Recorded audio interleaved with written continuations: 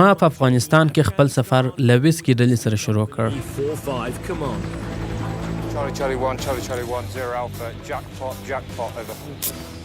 بغیر له دې چې کومه جګړه وسي، برتانویانو په کامیابۍ سره څو شکمن کسان ونیول. بیا ما له امریکایي ځواکونو سره وخت تیر کړ. امریکایان کېدای سي چې له برتانویانو څخه جلا طرز العمل ولري، خو دوی ټول روزل سوي دي او دوی د دې هدف لپاره خپل ژوند په خطر کې اچولی. اوس زه له نوو افغان پوځیانو سره ځم چې موږ یوازې د دوی په تمریناتو میلیاردونه ډالر مصرف کړي. خو پوښتنه دا پیدا کېږي چې آیا دوی به وتوانېږي چې د خپل هیواد امنیت ټینګ کړي؟ تر څو زموږ پوځیان وکولی سي خپلو کورونو ته ستانه سي.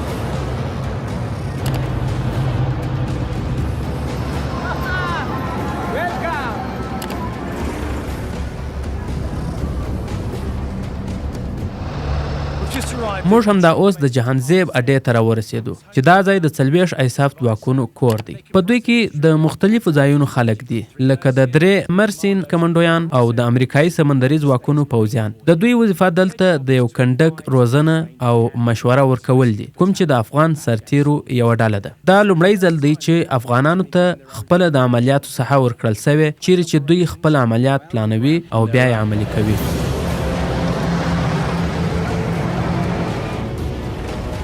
د هلمند له هر ګوټه افغان سرتیري روان دي چې له 4م کنډک سره یو ځای سي. سبا به 4,500 سرتیري د لومړي ځل لپاره د یو داسې عملیاتو لپاره وځي چې دوی خپل پلان کړي. د قلعه شرقي عملیاتو نوم په ختیځ کې زموږ له اډې څخه د باندې له یوې جنګي کلا څخه اخیستل سوی. د دې کلا تاریخ بیا آن د الکساندر د ګریټ وخت ته رسیږي. افتخاری وطن شماست، عزتی وطن شماست، امنیتی مردم به شما جوانا تعلق دارند. د لشکرګاه څخه 10 میل لري چې دا ځای د هلمند مرکز هم دی، د جهانزیب پوسته له طالبانو څخه د ساحو د نیولو لومړی خط وټاکل شو. او هیله کېږي چې د قلعه شرقي عملیات د همدې کامیابۍ پر بنیاد مخ ته ولاړ سي.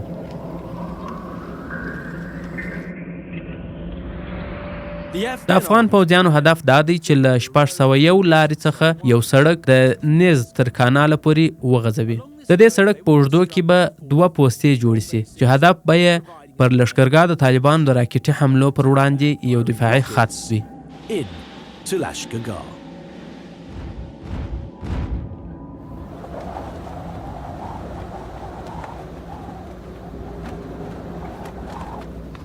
شنو دیوه د لویدیځ خواته که نه؟ همداسې ده. 15 کیلومتره د لویدیځ خواته د لشکرګاه ولسوالي ده او د سویل لور ته بیا د 601 سړک دی چې دا له پاخه سړک څخه لشکرګاه ته تلل یو عمومي لاره ده. او له لویدیځ څخه چې د شمال خواته حرکت وکړې نو دې خواته بیا دښمن دی. هو هلته دی. همداسې مخامخ وګوره ته به دا 2 لوی درختې وینې. دا بیا پورته خواته 3 کیلومتره لرې دی. هو هلته دی. او دا بیا د نیز کانال ته خط دی. نو دا هغه لاره ده چې تا ویل طالبان ورڅخه لشکرګاه ته داخلیږي؟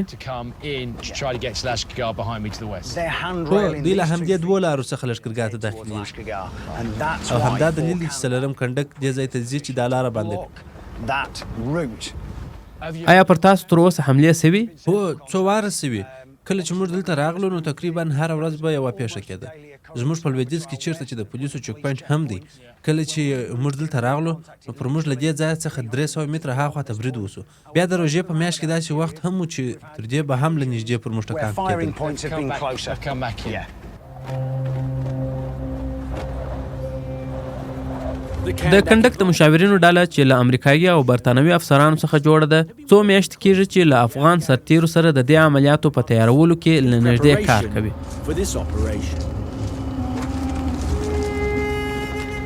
په دې کسانو کې اکثره نوي سرتیري دي او د ځینو لپاره به دا لومړی ځل وي چې له دښمن سره مخامخ کېږي.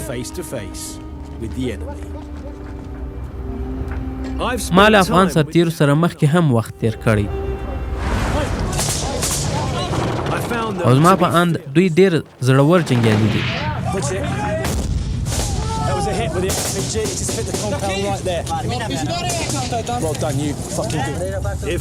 دوی یو څه بې پروا دي خو کلک خلک دي.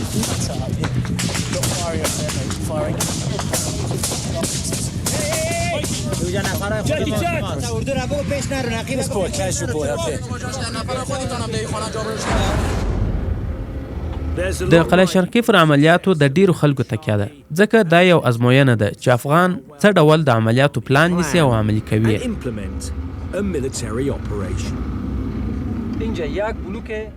د دې عملیاتو مشري او وروستی قومنده د جنرال شیرین شاه پر غاړه ده. دی یو نفوذ لرونکی مشر دی او د ده پر پوځیانو دی ګران دی. جا را پیاده اشغال کردی، امنیت را گرفتی، سرک را مطمئن ساختی، راه را پیدا کردی. فقط زیر پوش نه چی رنجر را نبری. زیر پوش های که چه داره همی چی میگن ماشیندار داره. د جنرال پلان دا دی چې خپل کسان دواړو خواو ته واستوي. د ختیځ اړخ والا به لومړی ولاړ سي او وروسته به دوهمه ډله هغه وخت حرکت وکړي کله چې لومړی ډله دې کانال ته ورسیږي او چې دا ساحه په امن کې سوه بیا به انجنیران مخ ته ورسي او دا دوې پوستې به جوړې کړي.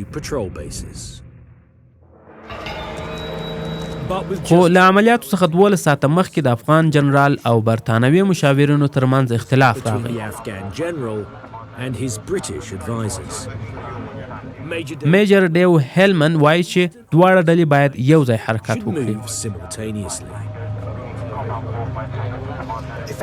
د ده د پلان مطابق دوه ډلې پوځیان دي.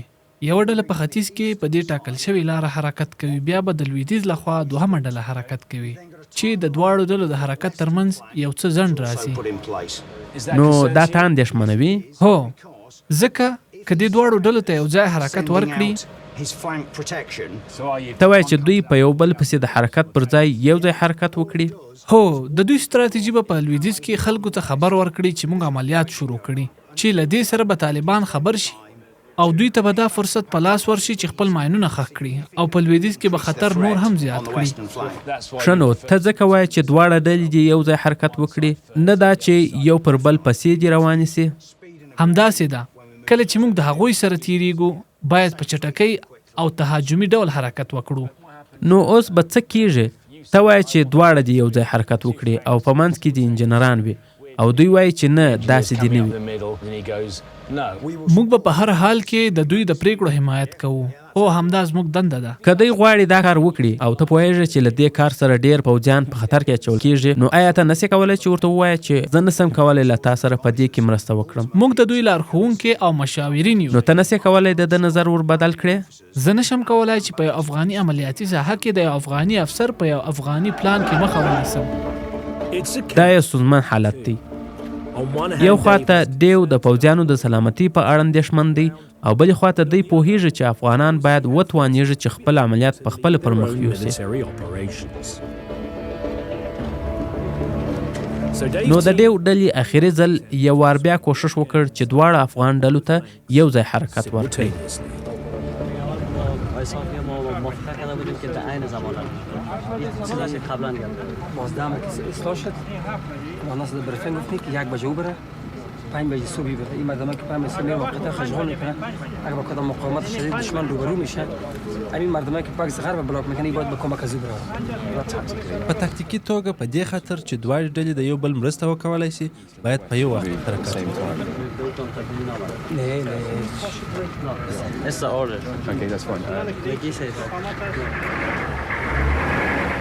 لکه څنګه چې دا افغانستان دی او افغانان پوځیان په خطر کې واقع کیږي، نو دا مناسبه ده چې دوی دې اخري تصمیم ونیسي.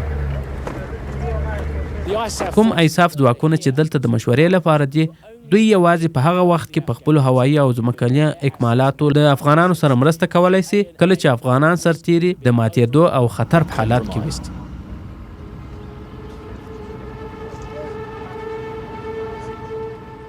امریکایان به له هوا څخه د دوی څارنه کوي.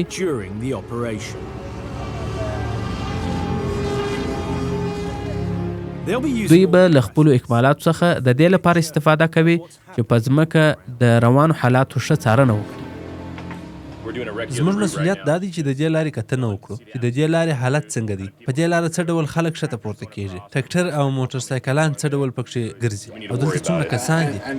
همدارنګه طالبان د دې عملیاتو څخه خبر وه چې سبا سهار د وخته شروع کیږي. نو که تاسو یو څوک ووینئ چې په منشخولو بوخت وي، آیا تاسې به تیار یاست چې کار یې ورخلاص کړئ که نه؟ حتما. اندېښنې شته چې طالبان د دې عملیاتو په اړه خبر سوي او د مخنیوي لپاره یې ماینونه ښخ کړي. نو سخته ده چې دومره لویه خبره دې پټه وساتل سي.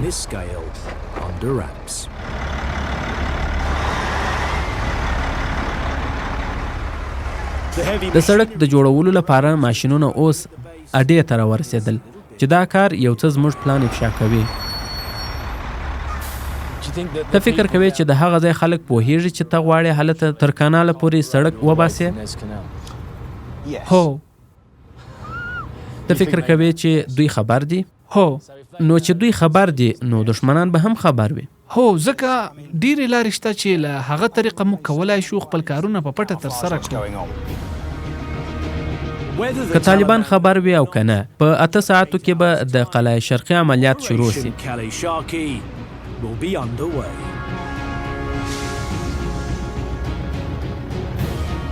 زه هیله لرم چې 4 کنډک وتوانیږي دا عملیات په مخ بوځي. دا یو امتحاني عملیات دی چې پکښې ایساف ډله هیڅ مرسته نه کوي. خو که افغان پوځیان وتوانیږي چې دا کار وکړي، دا به یو لوی ګام وي، او نه یوازې د پوځیانو لپاره بلکې د افغانستان د خلکو لپاره هم.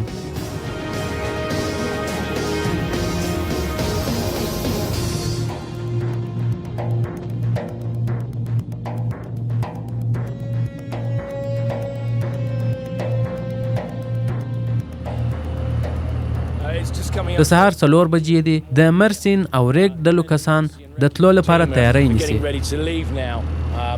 موږ هم ورسره ځو. فکر نه کوم چې د چا دې هیر وي چې نن د سپتمبر 11 تاریخ او کال 2011 دی چې پر امریکا د حملې 10 کاله کیږي. دا چې افغان سرتیري د دې پیښې په اړه څه فکر کوي زه هیڅ نه سم ویلی. خو یو شی چې معلوم دی هغه دا دی چې برطانوي او ایساف ځواکونه به نن په مستقیم ډول له طالبانو سره نه جنګېږي.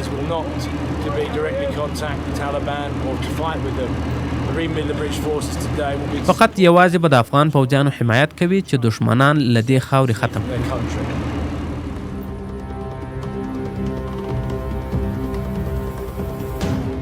موږ د جانزیب له اډې څخه یو چې د 4م کنډک له پوځیانو سره ووینو. او پلان دا دی چې په تیاره کې دا عملیات شروع کړو.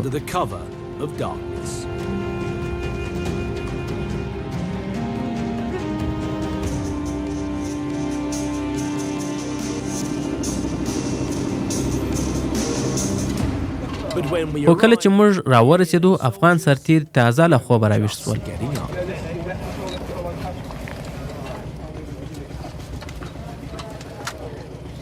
دوی ټاکلی وه چې همدا اوس باید دوی حرکت کړی وای چې 5 بجې دي.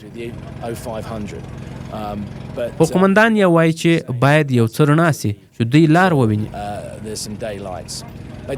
له دوی سره د شپې دوربین نسته، نو دی نه غواړي چې پوځیان یې په تورې تیاره کې میدان ته ورکښته سي. نو دا خبره یې صحیح ده، او یو ځل بیا وایم چې دا یو افغان پوځي عملیات دي. نو زموږ پوځیان باید صبر وکړي او د دوی پریکړې ته غاړه کښېږدي. داسې ښکاري چې د افغان سرتیرو او برطانوي کپتان کارول کاني اس کې ترمنځ په اړیکو کې ستونزه رامنځته شوې. موږ دلته 15 دقیقې کېږي چې معطله یو چې افغان سرتیري تیار سي. آیا دا د دوی عادي طرز العمل دی؟ هو، دا په دې خاطر چې د مختلفو ډلو کسان دلته د دې عملیاتو لپاره یو ځای کیږي، نو یو څه ستونزې خامخا رامنځته کوي چې دې ته ګډوډي وایي. هو، همداسې ده. نو دوی له ژر تلو څخه نه بیریږي چې یو وار ووایي چې ځو بیا ځي. همداسې بوله او کیدای شي چې موږ له دوی سره څه ناڅه ستونزې ولرو، خو فلحال ورته څه خبره نشته.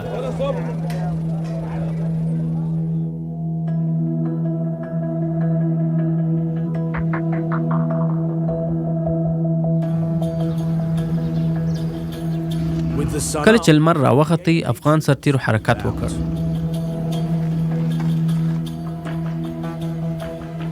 زه به په یو جاکال ټانک کې سفر کوم چې د ختیځې ډلې حمایت کوي.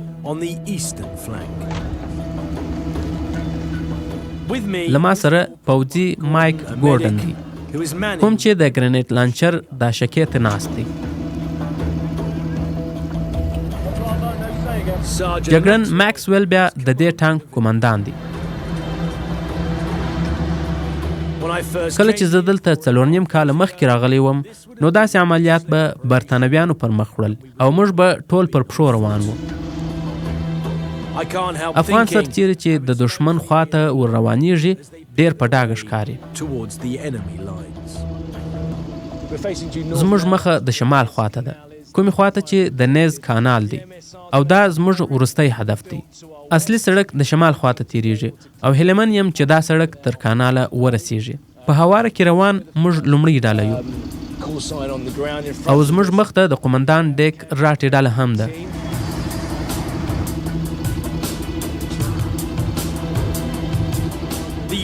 د ختیځ د لوري ډله په لین کې ولاړه ده. په مخ کې د افغان سرتیرو زرې ټانګان روان دي او ورپسې بیا د برتانویانو جاکال ټانګان او دا ټانګان به د پیاده روانو کسانو که ضرورت سو دفاع کوي او په پای کې بیا امریکایان دي.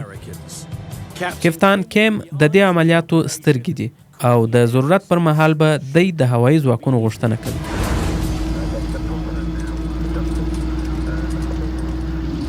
که دشمن وغواړي چې پر دا 450 کسانو برید وکړي نو به د ختیځ له لوري برید کوي.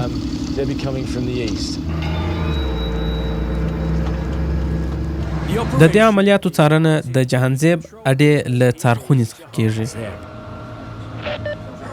قومندان ډیو هیلمن افغان سرتیرو ته مشوره ورکړه چې پوځیان دې په جلا وختونو کې نه استول کیږي نو دی دا عملیات له نږدې څخه څاري.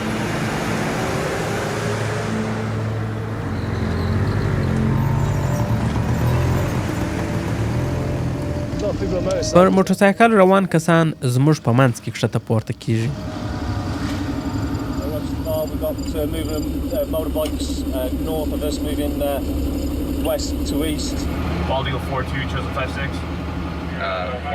یو کس په موټرسایکل ختیځ خواته روان دی.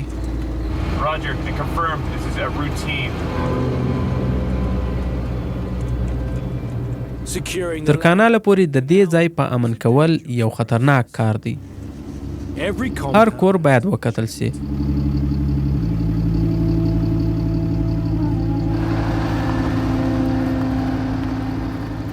خو ډېره لرې نه ده چې ختیځه ډله تر نیمه پورې ورسیږي او له دې وروسته به موږ په یو نامعلومه ساحه کې سفر کوو.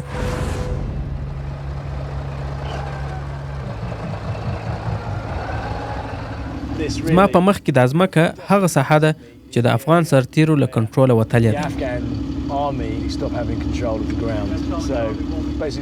نو له دې ځایه هغه خواته د طالبانو ځای دی. لکه څنګه چې معلومیږي تر اوسه دلته کوم حرکت نه ښکاري چې دا د جنگ یوه لویه نښه ده. دوی خبر دي او دوی پوهیږي چې څه به کیږي.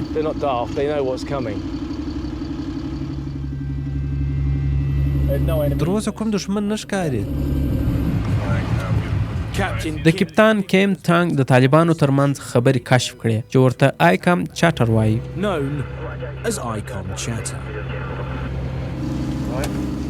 موږ ته د آیکام چاټر راغلی. دوی خبر سول چې ایساف ځواکونه او ملي اردو د شمال په طرف روان دي.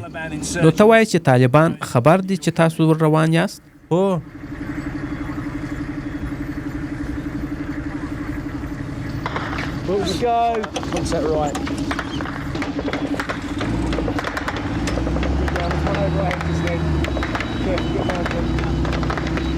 داسې ښکاري چې طالبان زموږ په چپ طرف کې دي او هلته دود دی.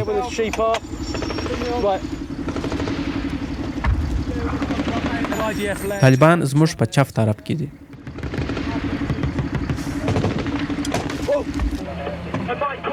زما ډلې او ورسره افغان سرتیرو حمله پیل کړه. دوی د چپ طرف کور پر سر دي او د ختیځ او لویدیځ خواته روان دي. پای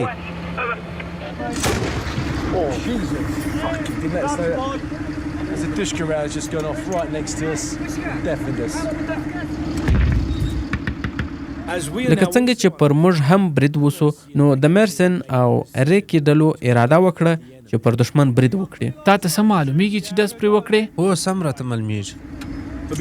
خو مخکې له دې چې دوی برید وکړي باید معلومه کړي چې د دشمن په لاس کې وسله سته او که نه، چې په نظامي اصطلاح کې ورته PID ویل کېږي. فکر کوم ما یو PID ولید مشره، تر کومه چې زه وینم له ونو سره دي، همدلته دي او ماته 2 کسان ښکاري. د 12 بجو خواته. مایکه تا ته څه ښکاري؟ موږ په دا کور کې یو څو کسان ولیدل. غواړو پوه شو چې دوی څه کوي. دوی یو وار له یو ځایه برید کوي او بیا له بل ځایه. ما په دا کور ډزې وکړې خو دوی بیا سرونه راپورته کړل او وسلې ورسره دي. څرنګه چې افغان سرتیري په مخ روان ول، موږ معتلس وو چې د طالبانو سنایپر ځان راښکاره کړي.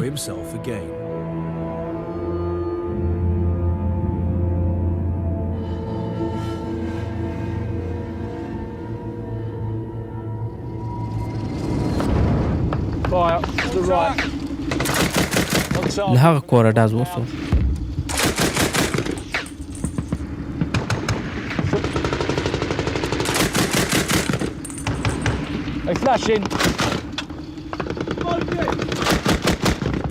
مایکه تاسو تر اوسه ژوندي یاست؟ هو، ښه خبره ده. په دفاعي برید کې مایک په ګرنیټ لانچر برید وکړ او له دې سره دشمن ډزې بندي کړې. افغان پوځیان بیا زموږ په مخ کې دي.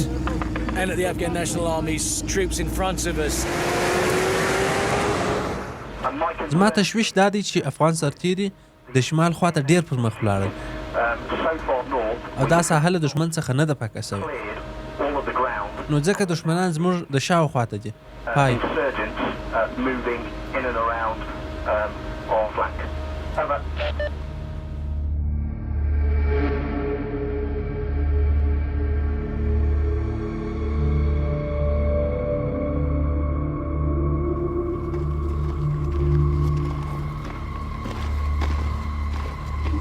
له دې ځایه 50 متره هاخواته د ناز کانال دی او تر دې مخته موږ نسو تللی چې دا د دې عملیاتو د پای ټکی دی. نو اوس زموږ دنده دا ده چې په دا ځای کې امنیت ټینګ کړو تر څو انجینران دلته خپل کار شروع کړي. نو وبګورو چې په دې موده کې پر موږ برید کیږي او که نه. لکه څنګه چې دوی خپل هدف ته ورسېدل، افغان پوځیان په څو کورونو کې ځای پر ځای سول او د طالبانو لخوا هم کوم حمله نه ده سوې. خو کپتان کونی ایس کې ته د طالبانو له مخابرو څخه څو نوي خبرونه راغلل. دوی له یو بل سره خبرې کوي او وایي چې دوی به محاصره کړو. گپ میزنم میگه نزدیک ما میشه که ما رو محاصره کنه. میگه کیا؟ اینمی طالبا. نه گپ نیست، به خاطر جنب با او که توانمندی میداشت در وجود میشه موضوع میگیره محکم میکرد خدا. موږ له دوی څخه واوریدل چې طالبان هغه پل تر خپل نظر لاندې لري. اونجا که یک پول است اونجا بچه شما زیاد جمع شده. میگه در ایکام اونجا طالبا سریع چشم او دوی له لویدیځې لورې راځي. اونجا حمله میکنه. گزمه و گشتن. Later we will talk about the petrol. کار بعدی است. تا بال نان هم نخوردین، چای هم نخوردین، غذا هم توزیع نکردین برشان. گوشنام هستن. زما تشویش دا دی چې دښمن خبر دی چې موږ چیرته یو او دوی به ډیر ژر موږ محاصره کړي. به خاطر جمع باش. Don't worry about it. از اون چیزا باش. چې ته خوشاله یې نو زه کومه ستونزه نه لرم. موږ هم خوشاله یو تر دې چې محاصره سو.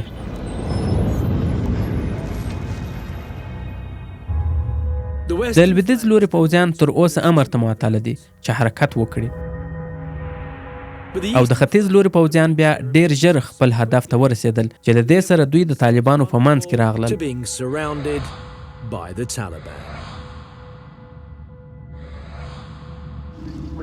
او دا چې دواړو ډلو یو ځای حرکت ونه کړ نو موږ په لوی خطر کې واقع شو. په دې خطر چې مطمئن سو نو د دشمن له مخابرو نور معلومات هم راغلل. واورېدل چې دوی ویل موږ به د سیبو سره یو ټکټر ور واستوو چې کېدای شي معنا دا چې موږ وسلوال کسان ور استوو. یعنی په غیر مستقیم ډول برید کول کنه. هو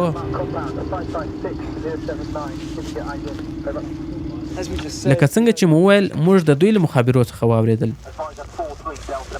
چې دوی به له دې لارې راځي او د مرسین ډلې افغان سرتیرو ته ویل چې څه به کېږي. نو دا دې همداسې وسول. دوی د سهار په ناشتې مصروفه وه او له خپله ځایه هم بې ځایه سوي وه. نو د افغان سرتیرو لپاره ښه وخت نه دی. هغه ځای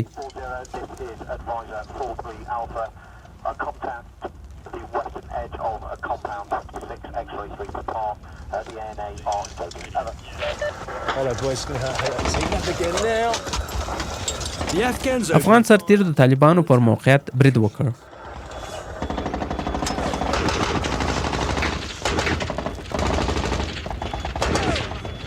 ترکانو مرمۍ له موږ سره ډېره نږدې تېرېږي.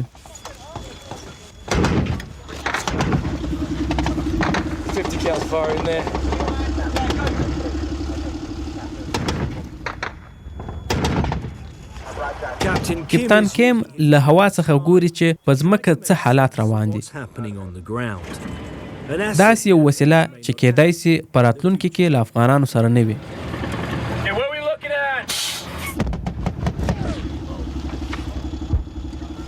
حمله وسوه. دا لعنتي د ګرینډ لانچر مرمۍ وې. لعنتي ډېر نږدې و. Friendly location approximately 500 meters to big incoming east break. Taking fire at this time. لکه څنګه چې د طالبانو د هوا نښې سره په ښه کېدو سوې کپتان کیم د یو داسې برید غوښتنه وکړه چې طالبان یې ځواب نه لري. Currently, aliens returning fire. We had PID'd enemy to the northeast, approximately 400 meters. 20 میله لرې له بسټن اډې څخه یوه برتانوي اپاچي جنګي څرخکه زموږ خواته د حملې لپاره راواستول سوه. په 4 دقیقو کې به مرسته راورسېږي. طالبان له دې څرخکې څخه په ډار کې دي او چې د دشمن ځای معلوم وي نو په اسانه سره کولی سي دشمن له منځه یوسي. هی سمسیوه د دې ونو جنوب خواته د جوارو ولاړ کښت دی. زه نه پوهېږم چې د جوارو ولاړ کښت څنګه وي. آیا هلته د جوارو کښت شته؟ هو.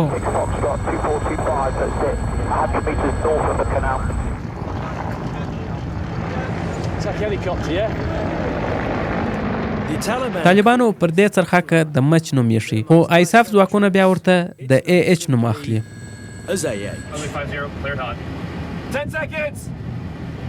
دننه ولاړ سئ.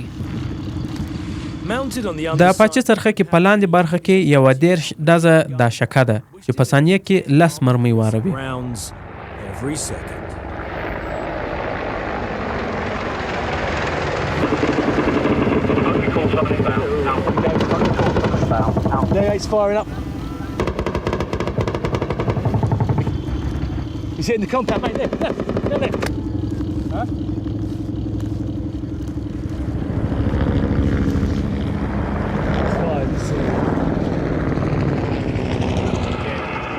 څوک یې وویشتل که نه؟ صبر مشره زه یې ګورم. عملیات کامیابه ول.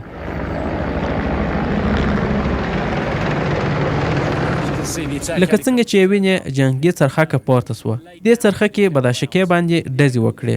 له کومه ځای یې چې دوی ویني موږ یې نسو لیدلی نو دوی هدف په ښه توګه وویشتی.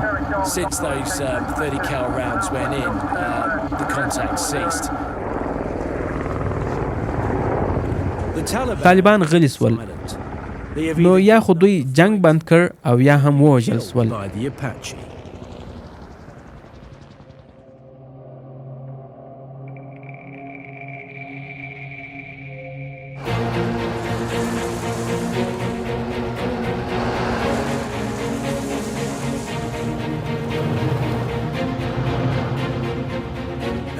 څنګه چې لویدیځې ډلې خپل حرکت پیل کړ، اندېښنې شته چې طالبان به د دوی د لارې اټکل کړي وي او د دوی په لار کې به یې ماینونه ښخ کړي وي.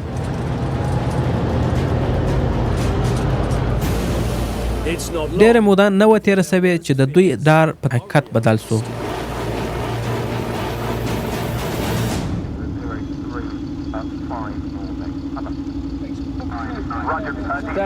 دا یو مان دی که نه؟ د ماین چاندونې پوځیان په خپل ځای کې ودرول چې له همدې سره د ختیځې خوا طالبان هم برید ته راوګرځېدل. په دا لاندې کور کې چې زموږ چپ خواته دی هلته یو کس دی. موږ دې کور ته راغلو. د ورځې ګرمي ده او ښه خبره دا ده چې په دې وخت کې بریدونه نه کېږي او کراري ده. ما هم خپل زغره ویستلې وه او ویده سوی وم او د خوب مې لس دقیقې نه وې سوي چې بیا ډزې شروع سوې او مرمۍ زموږ پر سر تېرېدې. داسې ښکار چې یو کس د اپاچي څرخه کې له بریده بچ سوی او اوس غواړي د خپلو ملګرو غچ واخلي.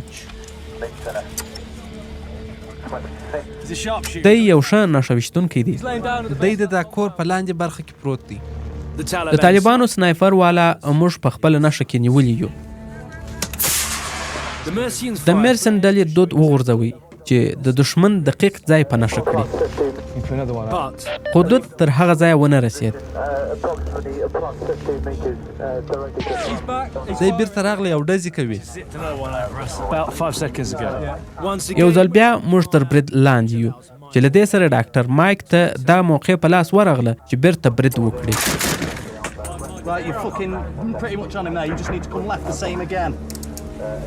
او یو څوک چې د دې لپاره روزل سوی چې ژوند وژغوري اوس د یو چا ژوند اخلي.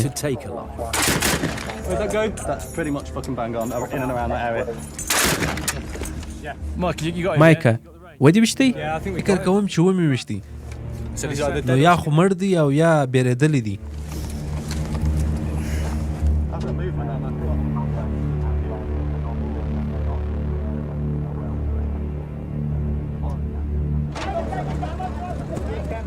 په همدې موده کې د لویدیځې ډلې پرمختګ ډېر ورو دی او معلومه سوه چې دا ماین پر افغان سرتیرو پټاو سو او بیا یو امبولانس راوغوښتل سو. ډېر ژر موږ واورېدل چې یو افغان سرتیری ټپي سوی. زموږ پوځیان له ختیځې ډلې سره دي او په لویدیځې ډلې کې یو افغان سرتیری پر یو مین ور برابر سو او د بدن یو غړی یې له لاسه ورکړ.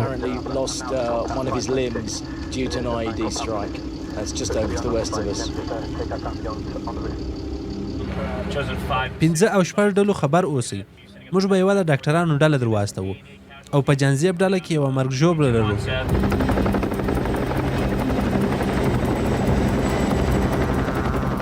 د عاجل ډاکټرانو ډله چې 24 ساعته فعاله وي راورسېدل چې ټپي سوی کس د کمپ بیسټن روغتون ته ورسوي.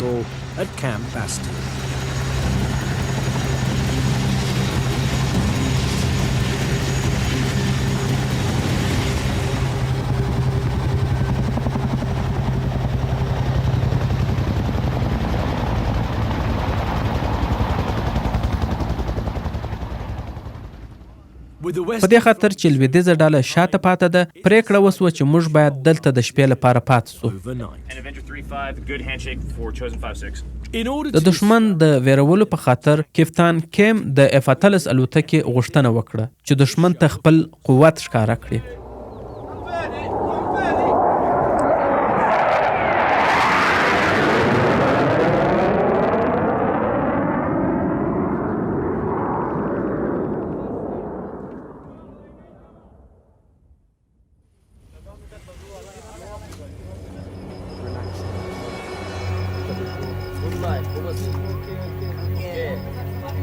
د شپې نه وخته موږ واورېدل چې لویدیځه ډله خپل هدف ته ورسېده او خپل کمپ یې جوړ کړ. نو د انجینرانو لپاره اوس لار هواره ده چې یوه مهمه پوسته جوړه کړي چې د دې سره به د لښکرګاه عمومي کلی په امن کې سي. که د سپتمبر 11 په اړه سوچ وکړو نو زما په ګمان د ټولو په ذهنونو کې به د هغه دوه ودانیو د نړېدو انځور وي او دا چې له هغه وخت د هغه ځای خلک په څومره سختیو کې وه او بیا موږ اوس دلته یو او دا هغه ځای دی چې د القاعدې ډلې کسان به پکښې ساتل کېدل او روزل کېدل.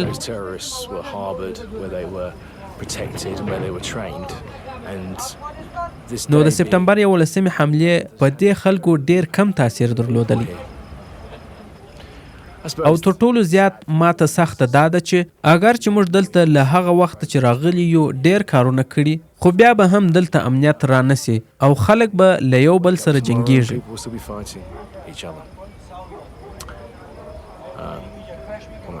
نو زه به یو څه خوب وکم چې سبا د وخت را پاڅېږم.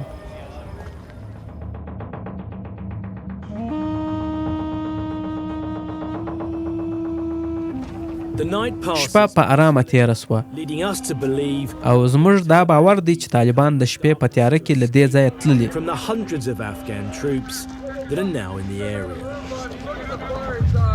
خو د سهار له ناشتې وروسته زموږ د کور څخه یو څه پورته یو راکټ ولګېد.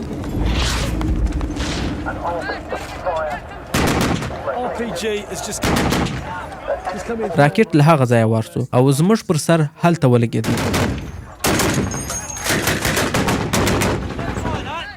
او دا هغه ځای دی چې موږ ور روان وو چې تلاشي یې وکړو او د همدې ځایه پرون هم ډزې سوي وې. له هغه ځایه هم ډزې کېږي او د راکټ والا هم ښه نښه درلوده او مرمۍ یې د کور پر سر تېره سوه نو ډېره ښه نښه وه او دې ته په تعجب کې یم چې چاته پکښې مرګ ژوبله وانه وښته. دې خلکو اوس د آرام ساه واخیسته او نیکمرغه دي چې چاته پکښې مرګ ژوبله وانه وښته. موږ دلته وو او راکټ هلته ولګېدی. نو د راکټ مرمۍ زموږ پر سر تېره سوه او بیا لاندې ولګېده او که موږ لګېدلي وای نو ډېر کسان به ژوبل سوي وای. جنرال راپورته سو چې وضعیت وڅاري چې مطمئنه سي چې په امن کې یو. امکان داره دشمن از این جنگل بزنشون این از این استقامت. زموږ اصلي هدف دا و چې تر کومه ځای چې موږ اوس راغلي یو دا ټوله سیمه په امن کې کړو چې دا ځای د نیز کانال دی. خو دا چې طالبان حملې کوي نو جنرال اراده وکړه چې دا چانس له لاسه ورنکړي او غواړي دښمن تعقیب کړي. غواړي له کومې خوا موږ ستاسو حمایت وکړو؟ له دې ځایه او بیا له دې ځایه. سمه ده او له موږ سره ستاسو د حمایت لپاره څرخه کې هم شته. مننه جنراله، زه بیرته ولاړ سم. جنراله تاسو لږ وخت لرئ چې له موږ سره خبرې وکړئ؟ ډېر وخت مو نه نیسم. څه فکر کوئ چې عملیات څنګه پر مخ روان دي؟ عملیات کامیابه در حدود 15 یا 18 کیلومتر سوار پاک کردیم. حالا در طرف یخچال که دشمن از اینجا چی کنیم دور کنیم بخی از سوار بیرون بکنیم. دا یو افغان پوځي عملیات دي او انجنیران مو هم افغانان دي چې دا ستاسو لپاره یوه کامیابي ده سره له دې چې د طالبانو دا نه ده خوښه.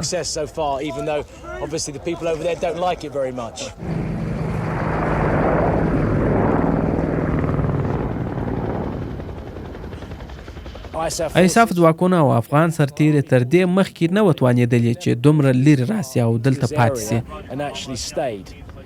دوی کېدای سي تر دې ځایه راغلي او بیرته تللي وي خو تر اوسه دلته پاتې سوي نه دي او زه فکر کوم چې له دې سره به طالبان ډېر خفه سوي وي.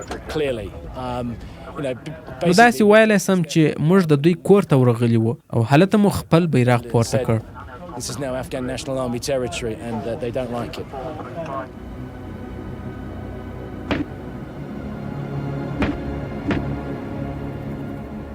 څنګه چې په لویدیځ کې په یو څو پاتې طالبانو باندې عملیات روان ول زه لیوال یم چې په دې ځای کې جوړه سوې لومړۍ پوځي پوسته ووینم.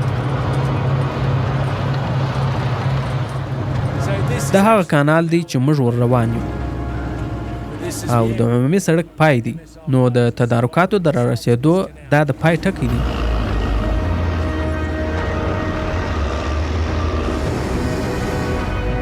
کله چې یې کار پای ته ورسیږي نو 10 د ملي اردو کسان او 10 پولیس به دلته پاتې سي تر څو وکولای سي د طالبانو د راکټي حملو په مقابل کې سپار سي.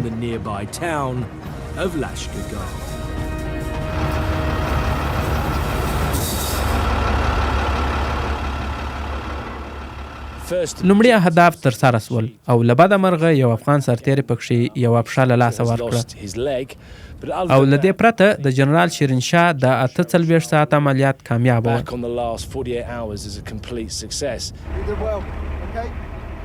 زما اندېښنه دا ده سره له دې چې د افغان سرتیرو ډېره تکیه پر ایساف ځواکونو او د دوی پر تجهیزاتو ده خو په پای کې به افغان سرتیري په یوازې ځان د طالبانو سره جنګیږي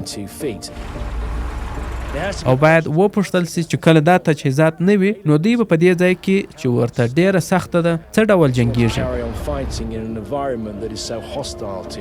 او هغه متل دی وایي یو سړی چې پر ځان پوره باور ولري له سل هغه کسانو څخه چې پر ځان باور نه لري بهتره دی. نو که افغان سرتیري په دې حکومت یا رژیم چې دوی خپل ځانونه پرې قرباني کوي باور ونه لري دوی به هیڅ کله ورته ونه جنګیږي.